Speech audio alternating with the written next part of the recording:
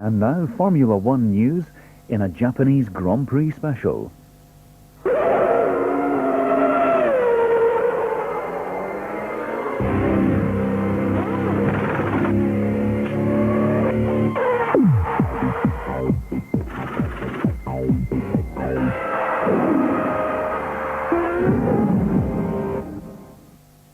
Welcome to the superb Honda-owned Suzuka circuit, which is about 4 hours south of Tokyo.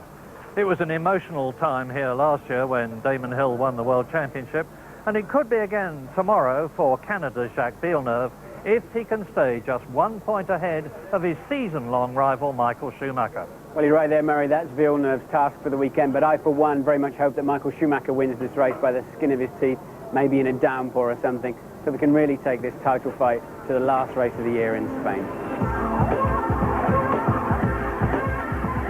We'll have all the news from the most extraordinary day for Jacques Villeneuve as he wins pole position, is disqualified from tomorrow's Japanese Grand Prix, then reinstated on appeal. We have a unique look at how Japan's Ukyo Katayama has been preparing for his final home race. A behind-the-scenes peek at how the drivers' fire suits are made and tested.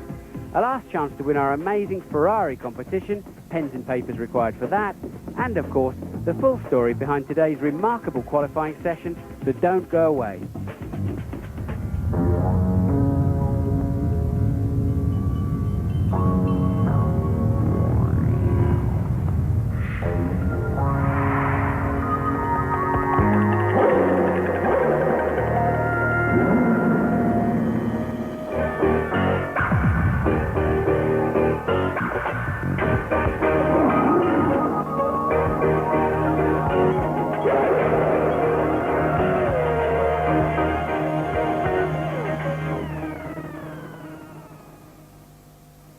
They're fanatical about Formula One in Japan and dream of having a top Japanese driver, but they've never had one.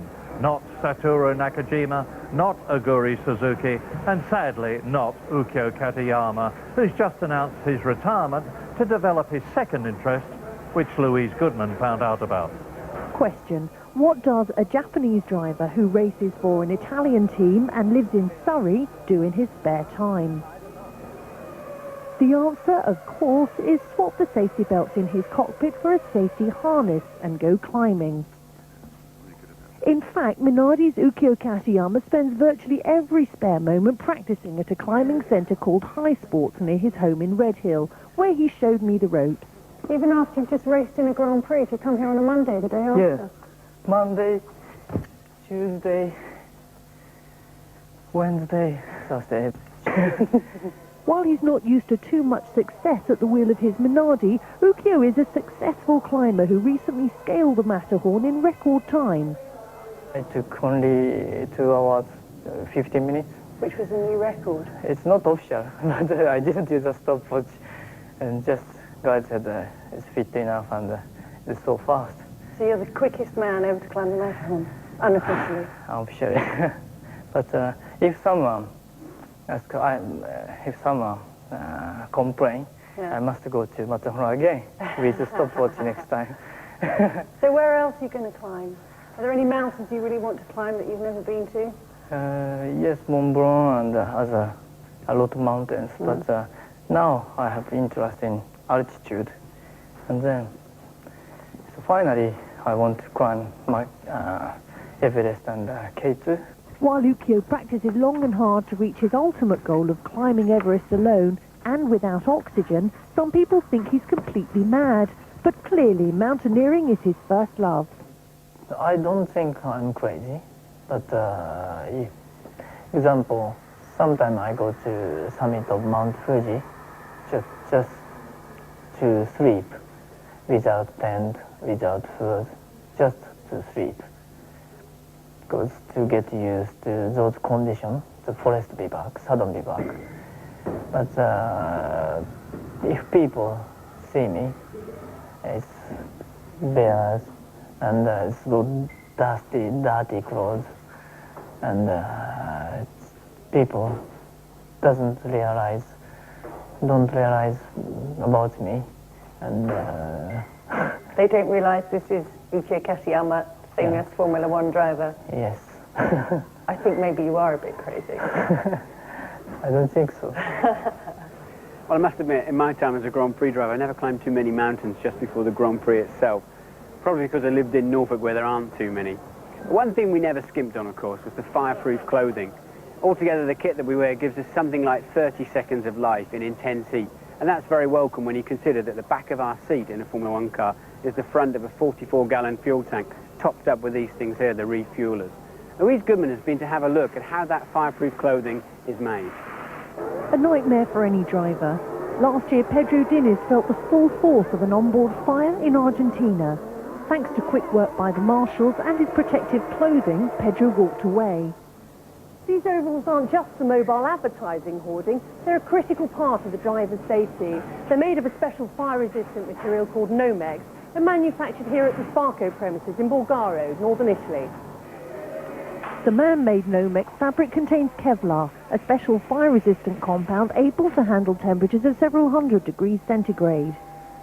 Inside, the suits are reinforced by several more layers of Nomex for maximum protection.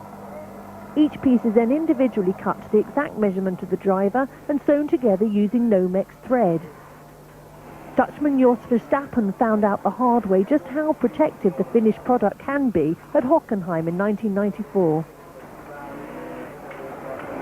I came in for a normal pit stop, and then suddenly you see, fluid, and then that time was big fire, and yeah, the thing was you have to get out. You get nervous when you see the fire, and obviously it was very, very hot.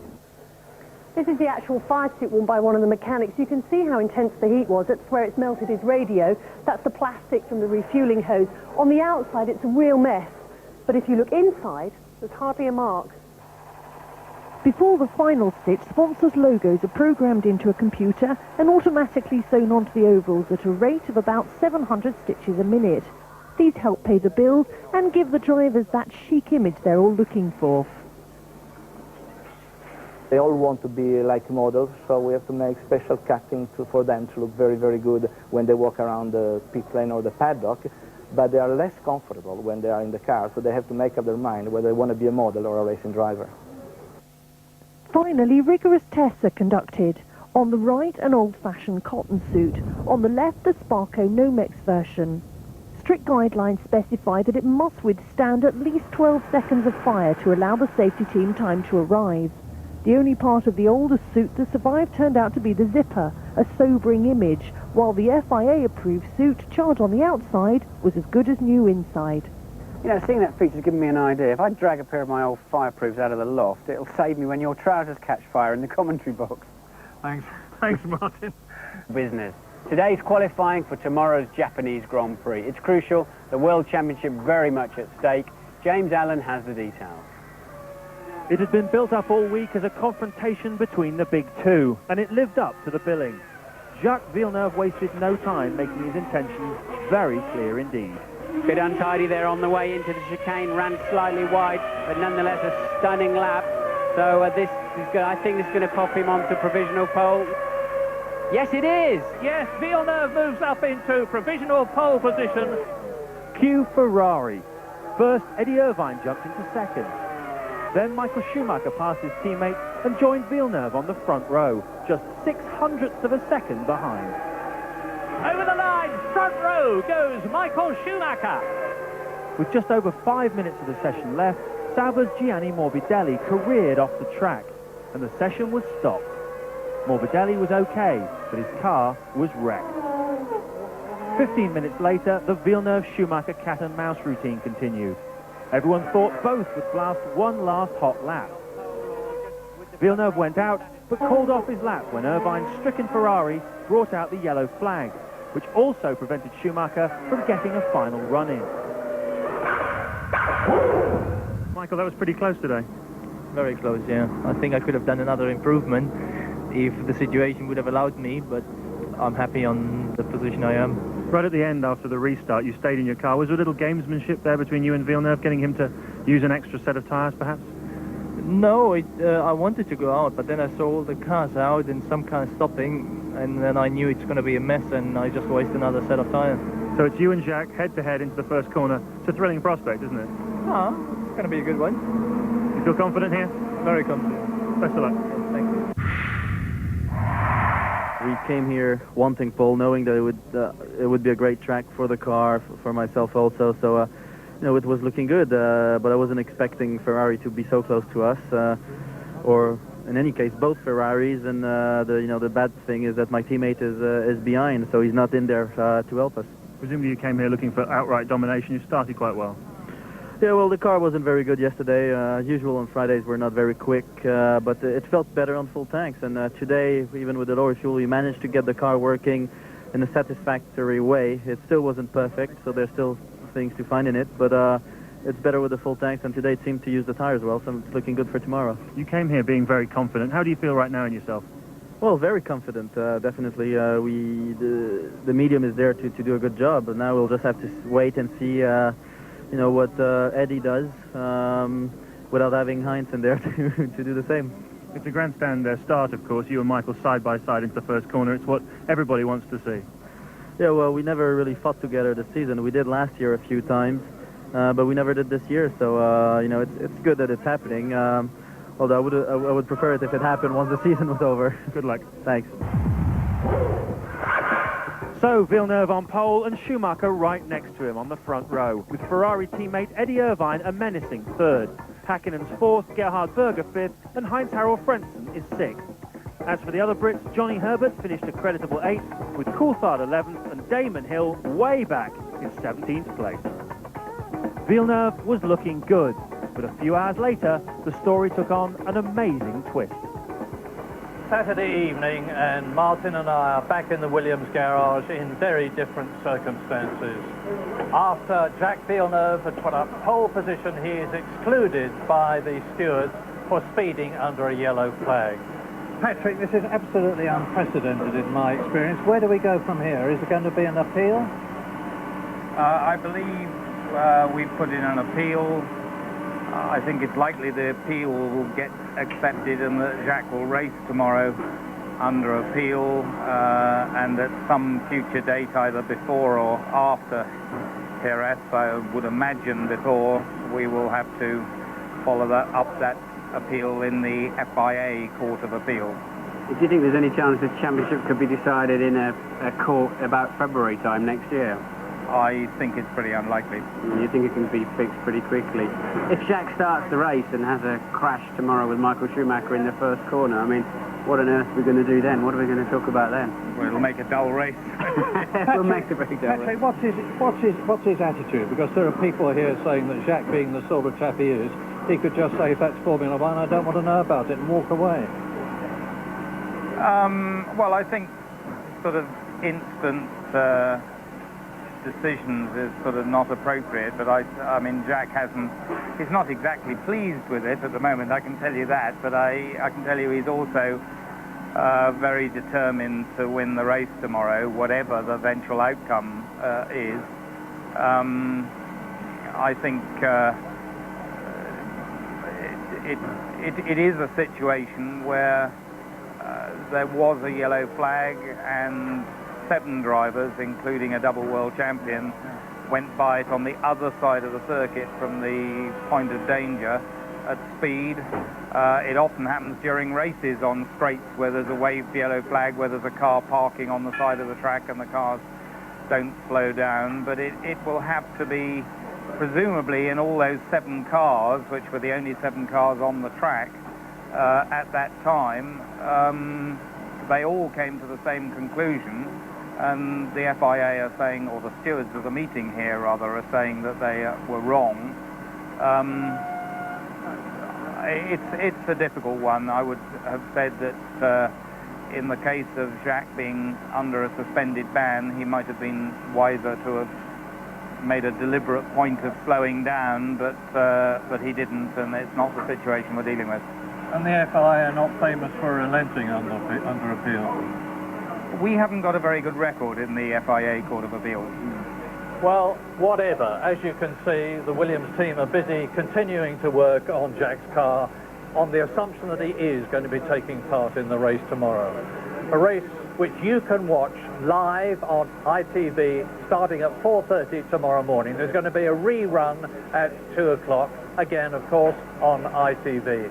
But whatever, in an incredible season, it's been one of amazing ups and downs for Jacques Villeneuve.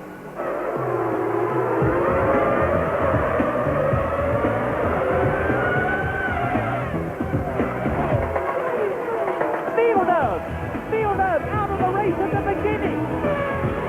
We had an amazing car, and it's very tough to finish the race after 300 meters that way.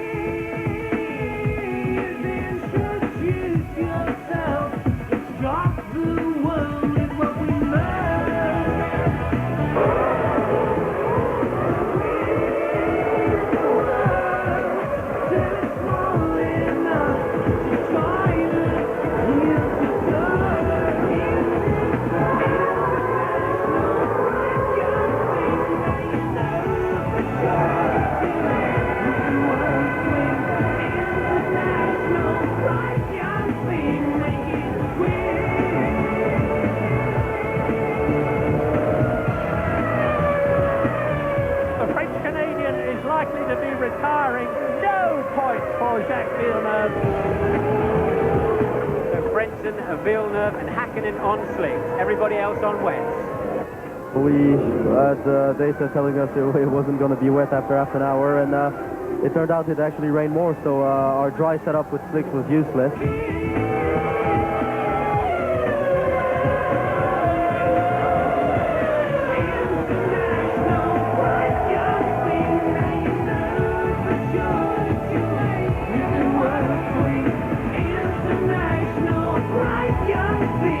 My goodness, Heinz-Harald Frentzen. Villeneuve, Murray. It's Villeneuve. It's Villeneuve. Now you can imagine what this is going to do to Canada. You can imagine what it's doing to Villeneuve. He's absolutely distraught.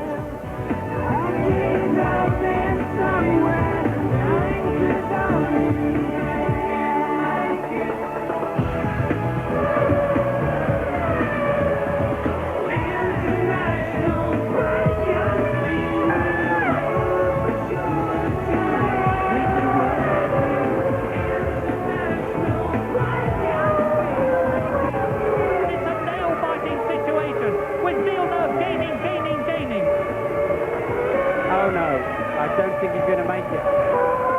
Jacques Villeneuve wins the Hungarian Grand Prix.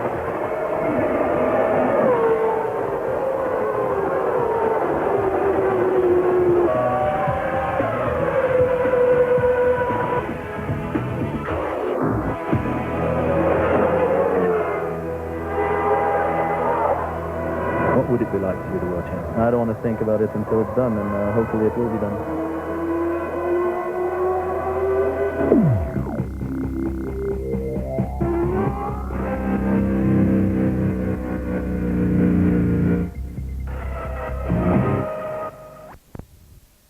There was drama in qualifying for tomorrow's Japanese Grand Prix at Suzuka. Race stewards invoked a one-race ban on the title favourite Jacques Villeneuve after the Canadian ignored a yellow flag during the morning practice session. Villeneuve was later reinstated on pole for tomorrow's race after lodging an appeal, but even if he does win, he could yet have the points taken away. The drivers weren't even qualifying when the incident occurred. They were involved in free practice, where the times don't count for grid positions. Marshals had run onto the track to attend to a stricken Tyrrell, bringing out the yellow caution flags, which tell the drivers to slow down. Instead, Jacques Villeneuve kept his foot flat to the floor.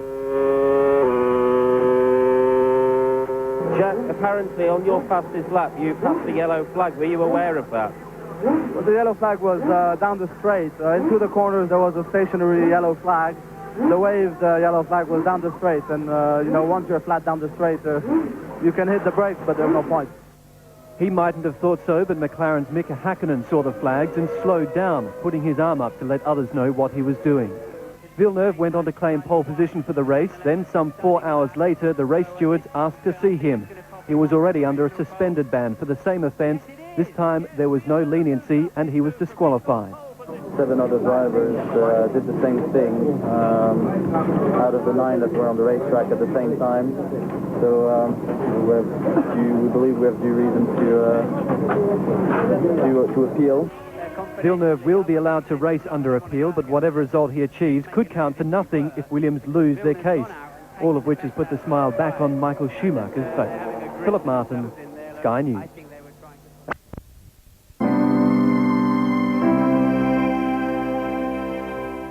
You're watching Scottish Nighttime with live coverage of the Japanese Grand Prix.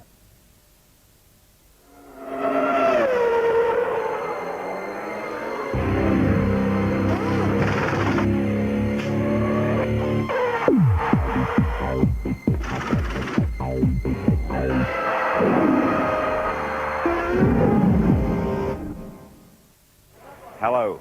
For the Olympic Stadium in Rome, read the Suzuka Circuit in southern central Japan. Anglo-Italian rivalry resumes here. It's Williams in the blue corner, Ferrari in the red for the Formula One Championship of the World.